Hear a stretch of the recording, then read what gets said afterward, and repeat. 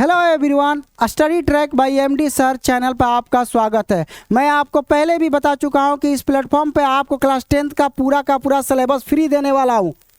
ये class 10th का जो मैथ में आज लेक्चर नंबर 2 है।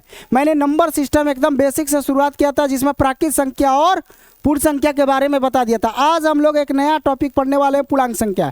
तो आइए बिना देर किए हुए पूर्णांक संख्या पे हम लोग नज़र डालते हैं। तो शुरुआत करते हैं इसी टाइम पर, इसी समय पे लगातार, और रोज़ आपको इसी तरह वीडियोज़ मिलते रहेंगे। तो शुरुआत करते हैं नया पूर्णांक संख्या। पूर्णांक संख्या क्या होती है? देखिए, पूर्णांक संख्या क्या होता है? पूर्णांक संख्या वैसा संख्याओं का समूह होता है जिसमें आपको धनात्मक संख्या और इसके साथ साथ ऋणात्मक संख्या और शून्य भी शामिल है। तो इस पूरे संख्याओं के समूह को क्या कहते हैं हम लोग? पूर्णांक संख्या। तो पूर्णांक संख्या में क्या क्या होता है? पूर्णांक संख्या एक ऐसे संख्याओं का समूह होता है जिसमें धनात्मक संख्या, जिसमें ऋणात्मक संख्या, अब बीच में क्या हो जाएगा? जीरो। धनात्मक, ऋणात्मक, अब बीच में शून्य। ऐसे संख्याओं के समूह को क्या बोल देंगे? ऐसे पूर्णांक संख्या। इसको क्या बोलेंगे? पूर्णांक संख्या। तो पूर्णांक संख्या में इसका मतलब कि सर पूर्णांक संख्या में कौन कौन संख्या आ जाएगा? तो हमने बोला है कि ऐसी संख्याओं में कौन आ जाएगा? धनात्मक संख्या आएगा कि नहीं आएगा? इसके साथ और क्या आ जाएगा? ऋणात्मक भी आ जाएगा और शून्य। इसका मतलब तीनों के तीनों संख्या आ जाएगा, धनात्मक, ऋणात्मक और शून्य। इससे ज़्यादा होगा? ये सभी संख्याएं किस में आ जाएंगी? पूर्णांक संख्या में। मतलब पूर्णांक संख्या ऐसे संख्याओं का समूह होता है। अब धनात्मक संख्या में क्या होता है? जैसे +1 लिख सकते हैं, मगर +1 को दिखाया नहीं जाता है। सिर्फ एक, ऐसे 2 भी लिख सकते हैं, 4 भी लिख सकते हैं, 99 भी लिख सकते हैं, 100 भी लिख सकते हैं कि नहीं लिख सकते हैं? Dot dot dot. ऋणात्मक का मतलब ये माइनस वाली जितनी भी संख्या सब के सब ऋणात्मक कहलाती है। जैसे -9 हो गया, -10 हो गया, ये सब के सब ऋणात्मक। और शून्य का मतलब तो समझ में आता है। तो ऐसे अगर क्वेश्चन एग्जाम में पूछ लिया जाए कि बताइए कि इनमें से कौन संख्या क्या है, तो जवाब दे दीजिएगा। जैसे में एक क्वेश्चन से यहाँ पर दिया जा रहा है, क्या क्वेश्चन है? क्वेश्चन नंबर, इनमें से कौन पूर्णांक संख्या है? Option A -5, option B 0, option C 99, option D all. बताइए, लॉक कर दिया जाए? लॉक कर दिया जाए तो डी नंबर सही आंसर क्या हो जाएगा? डी। इनमें से कौन पूर्णांक संख्या है? तो पूर्णांक संख्या में आता है -5 भी, भाई ऋणात्मक संख्या है हमने बोला है, और धनात्मक भी आता है, भाई धनात्मक है, और शून्य भी बोला है तो शून्य। ये तीनों की तीनों संख्याओं का समूह किस में आ जाएगा? पूर्णांक संख्या में। क्लियर? अच्छा, एक और क्वेश्चन देख देखा, एक और क्वेश्चन। चलिए, तो एक और क्वेश्चन आ जाता है यहाँ पर। ये छोटा किए और यहाँ पे क्वेश्चन बनाना शुरू। इनमें से कौन पूर्णांक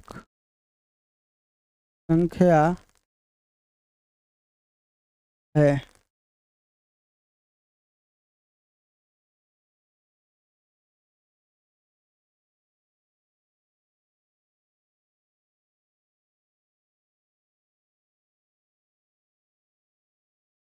इनमें से कौन पूर्णांक संख्या है? इनमें से कौन पूर्णांक संख्या, बता दीजिए। क्या हो जाएगा? पक्का? तो सही आंसर हो जाएगा ए नंबर -9। पूर्णांक संख्या में क्या क्या बाबू देखना है आपको? धनात्मक देखना है, ये धनात्मक पूर्ण संख्या देखना है, क्योंकि सारे के सारे पूर्णांक संख्या में पूर्ण ही संख्या आते हैं। ये पूर्ण संख्या नहीं है, ये भी पूर्ण संख्या नहीं है, ऑल तो होगा नहीं, इसीलिए सही आंसर क्या हो जाएगा? -9। ओके, जिस स्टूडेंट ने बताया है सही, उसको थैंक यू, काफ़ी ज़्यादा बढ़िया बताया। चलिए, अब आता है एक और क्वेश्चन। एक और क्वेश्चन क्या आ जाएगा? देखिए क्या क्वेश्चन आ जाता है। क्या सभी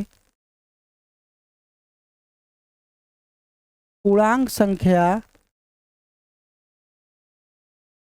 पूर्ण संख्या होती है? ऑप्शन है हाँ, ऑप्शन है नहीं। ऑप्शन है, कह नहीं सकते।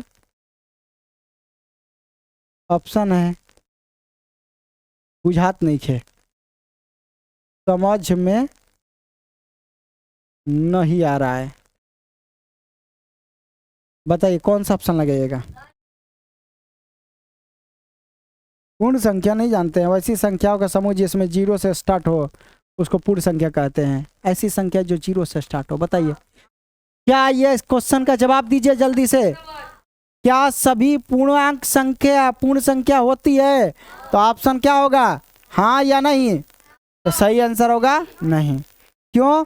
क्योंकि सभी पूर्णांक संख्या पूर्ण संख्या नहीं होगा, क्योंकि सभी पूर्णांक संख्या में माइनस भी आता है और माइनस वाला संख्या कभी पूर्ण संख्या होता ही नहीं है। और यहाँ से लेकर यहाँ तक सारा का संख्या पूर्ण संख्या है। इसीलिए हम कह सकते हैं कि जितना भी पूर्णांक संख्या है उसमें कुछ पूर्ण संख्या हो सकता है, कुछ पूर्ण संख्या हो सकता है, मगर पूरा पूर्णांक पूर्ण नहीं हो सकता है, क्योंकि उसमें माइनस भी आ जाता है और माइनस वाला संख्या पूर्णांक पूर्ण नहीं होता है, पूर्ण नहीं होता है। समझ में ही बात? मगर यही क्वेश्चन थोड़ा घुमा कर पूछ लिया जाए। क्वेश्चन यहाँ पे क्या कर लिया जाए, घुमा के पूछ लिया जाए। क्या क्वेश्चन पूछ लिया जाए, इनमें से नहीं, क्या सभी पूर्ण संख्या पूर्णांक होती है? ऑप्शन ए नहीं, ऑप्शन बी हाँ, ऑप्शन सी दोनों, ऑप्शन डी कोई नहीं।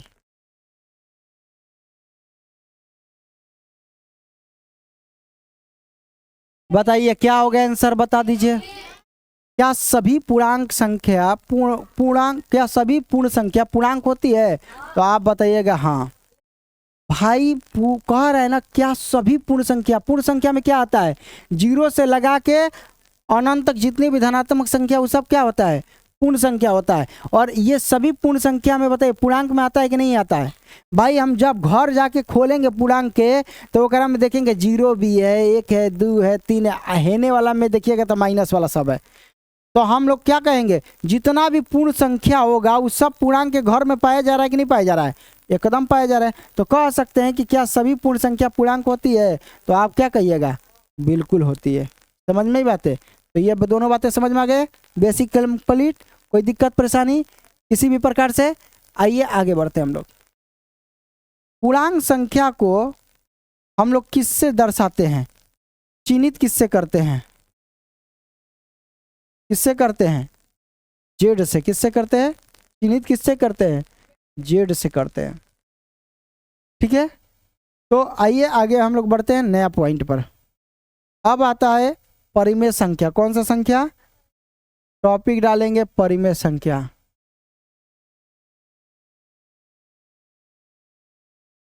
हाँ टाइम है।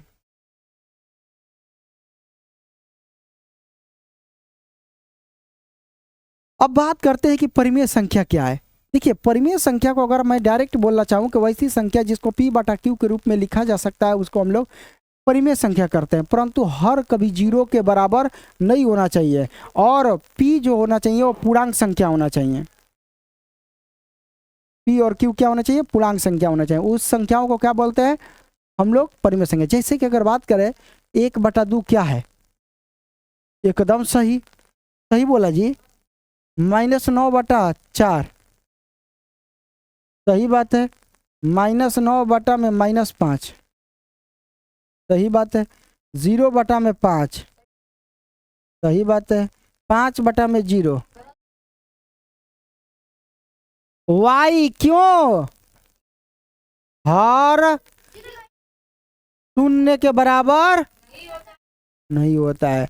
अगर शून्य के बराबर हो गया तो इसका मतलब कि वह हर शून्य हो गया तो इसका मतलब पूरा का पूरा परिमेय संख्या नहीं कहलाएगा। और इसी से परिभाषा निकल कर आता है वैसी संख्या जिसे पी बटा क्यू। पी बटा क्यू का मतलब अंश बटा हर। पी बटा क्यू का मतलब वैसी संख्या जिसे पी बटा क्यू यानी अंश बटा हर के रूप में लिखा जा सके। अरे कटिए मत भाई, अरे ये तरफ ले गए, कट गए। लिखा जा सके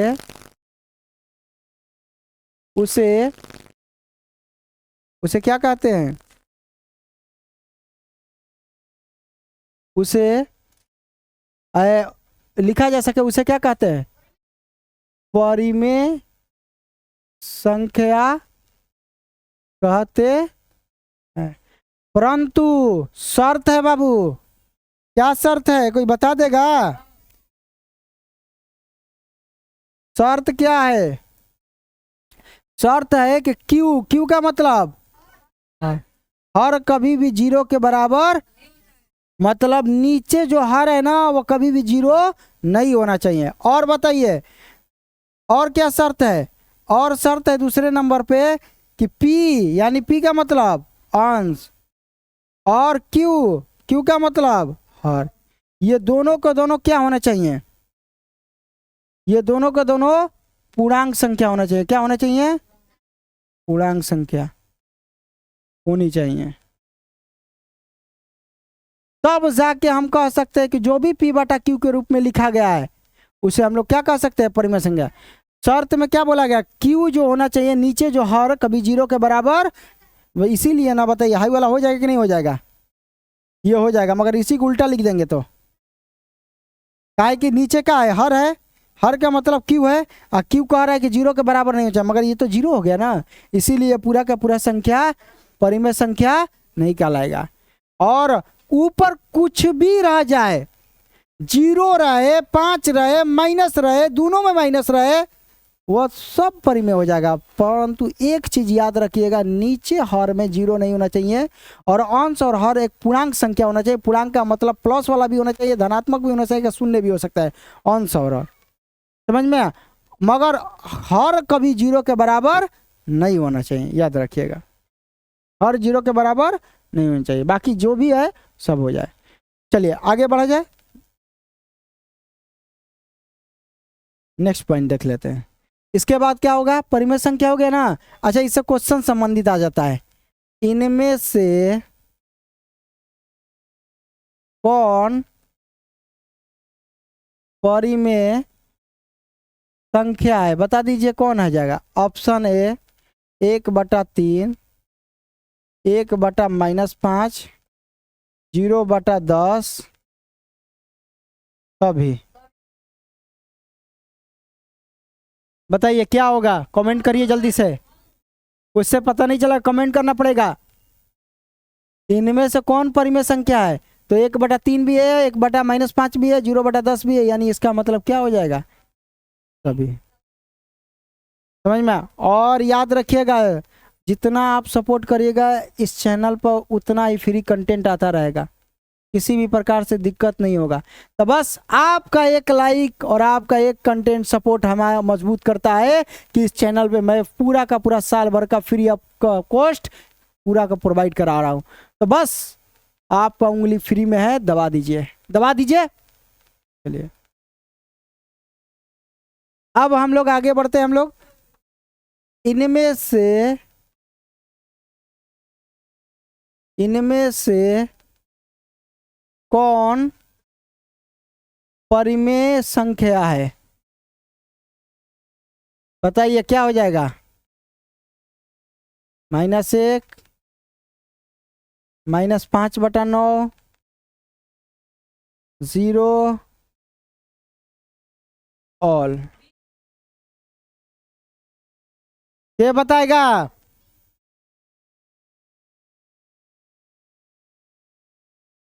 बताइए आप क्या होगा? इनमें से कौन परिमेय संख्या है? तो देखिए ए भी है, बी भी है, सी भी है, यानी सब हो जाएगा। कैसे सर, कैसे? आइए आपको बताते हैं कैसे।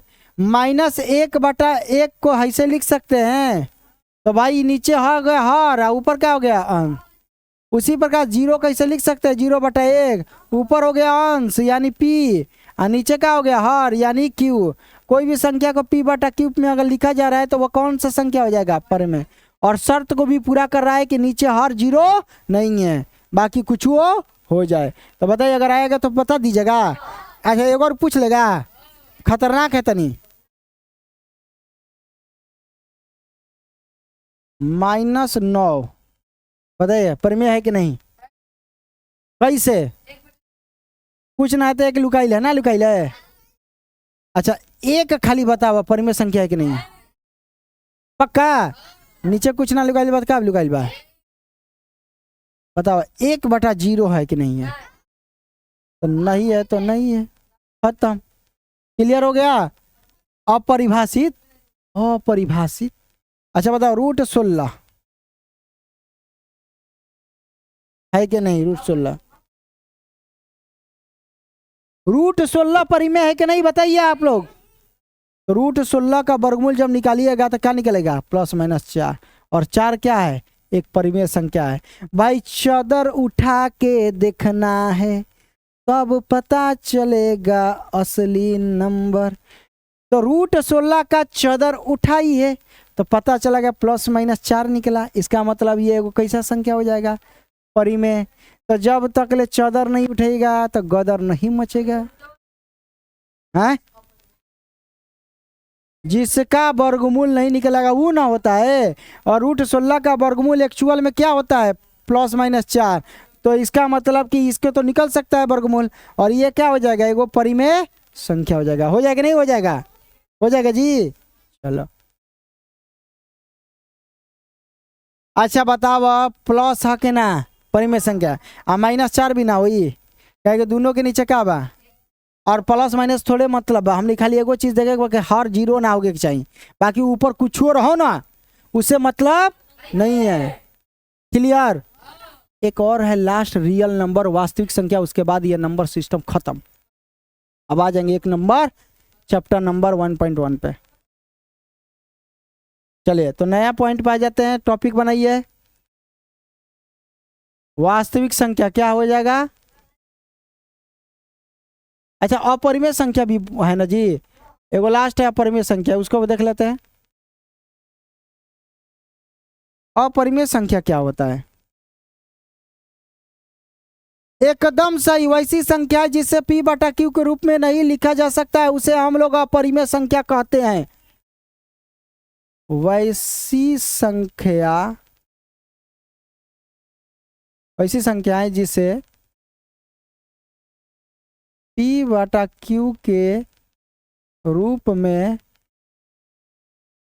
नहीं लिखा जा सकता है,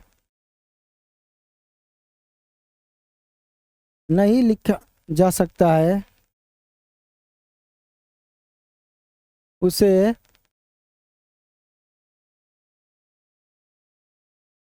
अपरिमेय संख्या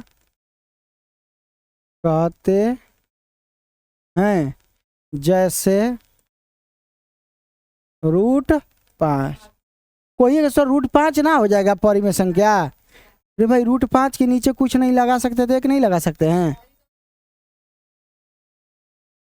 और इसको यह अंश हो जाएगा और ये नीचे का हो जाएगा हर, और अंश बटा हर यानी p/q के रूप में तो लिखा ही जा सक रहा है, p/q के रूप में लिख तो दे रहे हैं, ये अंश हो गया और जीरो भी नहीं है हर, तब काहे नहीं ये परिमेय संख्या। इसका मतलब कि सर √5 अंश में लिखा जा सकता है, ठीक है हर भी लिखा जा, मगर एक शर्त आप बताए थे कि p और q जो होना चाहिए ना वो कैसा संख्या होना चाहिए, पूर्णांक होना चाहिए, और पूर्णांक में प्लस आता है, माइनस वाला संख्या आता है, शून्य आता है, यही ना होता है, या तो +6 लिखिए या -6 लिखिए या 0 लिखिए, मतलब कि कोई भी संख्या या तो +-0 में हो सकता है। और पूर्णांक संख्या में सर जी आप √5 नहीं पढ़ाए हैं, तो पूर्णांक संख्या में जब √5 आता ही नहीं है और जब शर्त रख दी है कि p कम से कम पूर्णांक संख्या होना चाहिए, तो कई यहाँ पे तो एक शर्त पूरा हो रहा है मगर एक शर्त पूरा नहीं हो रहा है, इसीलिए यह p/q के रूप में हो ही नहीं सकता है। और हम कह सकते हैं कि √5 एगो कैसा संख्या है, अपरिमेय संख्या है। कैसा संख्या है, अपरिमेय संख्या है। कैसा संख्या है, अपरिमेय संख्या है। हो जाएगी नहीं हो जाएगा? चलिए ये बातें समझ में आ गई। अब एक और लास्ट बचल है, कौन? वास्तविक संख्या। कौन? वास्तविक संख्या। ठीक है, आगे बढ़े।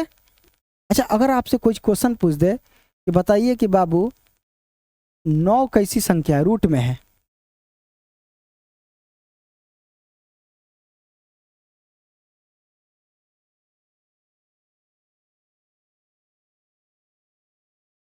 का घटाना नहीं है, वर्गमूल निकालना है 8 क्लास में पढ़े के बाद।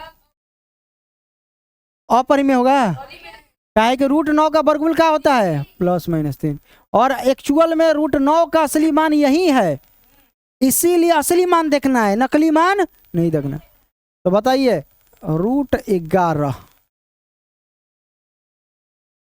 इसका मतलब यह अपरिमेय, ये वाला नहीं होगा, ये वाला हो जाएगा। नहीं हो जाएगा?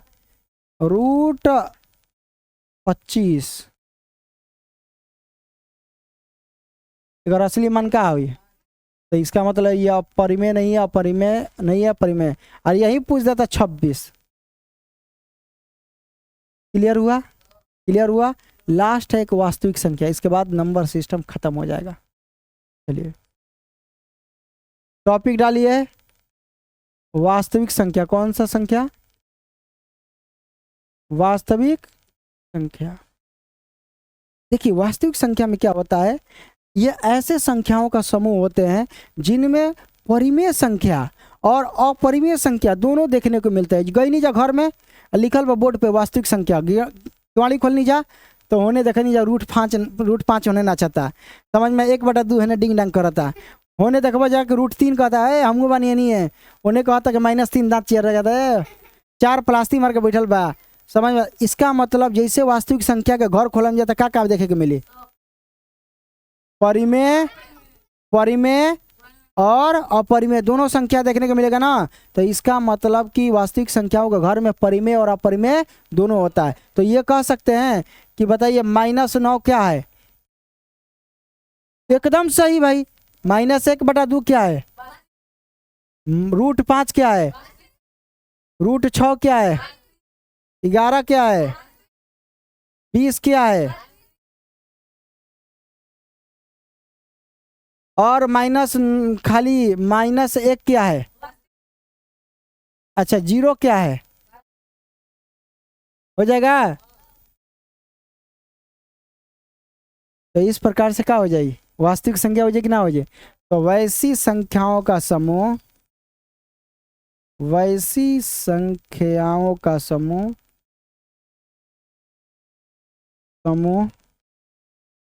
जिसमें परिमेय तथा अपरिमेय हो उसे वास्तविक संख्या कहते हैं। क्या कहेंगे? वास्तविक संख्या कहते। ये सारे के सारे एग्जाम्पल्स हैं, ये सारे के सारे क्या है? एग्जाम्पल्स है। तो इसको लिख सकते हैं आप लोग। हर बार मैं आपको बता रहा हूँ कि इस प्लेटफॉर्म पे आपको शाम के समय इसी तरह वीडियो मिलते रहेंगे, डायरेक्ट स्ट्रीमिंग के में मिलते रहेंगे, लाइव के मज़ा आदम लेते रहिए, कोई दिक्कत ही परेशानी नहीं है इसमें। और काफ़ी ज़्यादा ये वीडियो मज़ा देंगे आप लोगों को, ठीक है। अगर आप चाहें तो आप कमेंट करके बता सकते हैं कि सर इससे और ज़्यादा लंबा वीडियो बनाइए, घंटा का, और ज़्यादा जैसे फिज़िक्स भी पढ़ा दीजिए, और भी सब्जेक्ट लाइए जो जो आप लोगों को सब समझ में आ रहा है। अभी जितने भी हम किए हैं उसमें से 2-2 चैप्टर कंप्लीट करके ही आगे बढ़ेंगे। तो पहले आप लोग कमेंट करिए और तब बताइए कि क्या क्या आने चाहिए, तभी जाके मैं इस प्लेटफॉर्म के माध्यम से आपको पूरा कंटेंट फ्री ऑफ कॉस्ट दे सकता हूँ। आगे बढ़ा जाए तो ओवरऑल हमने नंबर सिस्टम कंप्लीट कर लिया। इसी नंबर सिस्टम से क्या होगा, आपके एग्ज़ाम में और आपके बेसिक लेवल के नॉलेज प्राप्त होना था, मैंने करा दिया। अब हम लोग एक्सरसाइज 1.1 पे चलेंगे और उनसे संबंधित जितने भी पॉइंट होंगे उसको समझेंगे।